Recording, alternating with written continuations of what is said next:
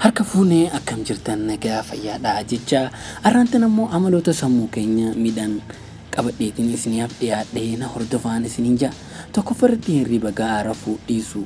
Akka riisarchiin mirkaneessutti hirriba irraa halkan tokko qofatti daqiiqaa 90 yoo hir'isne boor si'aawummaa haga parsantii 32 gadi bu'a danda'a jechuudha. Yeroo dheeraaf waggootaaf walitti fufnee yoo hirriba xiqqaa ga'aa hin taane rafne immoo rakkoo waan yaadachuu fi yaadachuu illee nutti fida. Lammaffaa alkoolii baay'isanii dhuguu. Kunis niwutirootransmiicharii miidhuu viitaamin B1 qaama keessaa gadi hir'isuu fi ulfaatina sammuu keenyaa illee waan hir'isuufidha. Sadaffaan nyaata ashaboo sukkaraa carbonated beverages hedduu of keessaa qaban yeroo hedduu soorachuudha. Kunis ashaboon dhiibbaa dhiigaa kan yaa'iinsa dhiigaa gara sammuu geessu hir'isuun rakkoo yaadachuu yaaduu fi kan kana fakkaatan sammuu keenya irratti waan fiduufidha.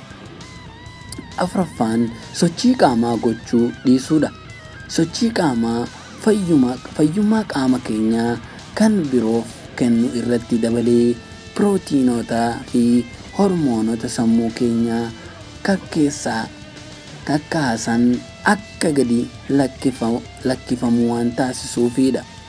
Shanaffarratti wantoota sammuu keenya dhiphisan baay'een yoo jiraatan turtii yeroo dheeraa booda carraa dhibee sammuun qabamuu waan ol kaasaniifidha. Ja'affarratti ciree nyaachuu dhiisuun yeroo baay'ee irraa daddarbuu akka riisarchiin hedduun jedhutti namni barataan ganama ciree nyaatee manaa ba'ee dandeettiin waa qabachuu fi si'aa'uu isaa kan warra ciree hin nyaatinii baay'ee caala. Torbaffarratti sigaaraa xuuxuu. Kunis turtii yeroo dheeraa keessaa sammuun keenya akka shuntuuruu fi yookaan shirinkis kan jedhamuu fi dhukkuba akka alzheimersii fi dementia illee waan nutti fiduuf danda'uufidha.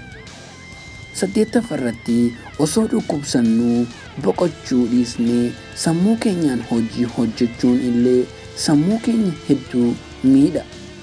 Egaa fayyaan faayaa wantoota kanarraa of eeguu qabna. Qopheessaan gaa Dr. Gurmeessaadha. Waan dhaggeeffattaniif galatoomaan isiniin jedha. Chaanaala keenya gaa subscribe gochuu fi like gochuu hin dagatinaa.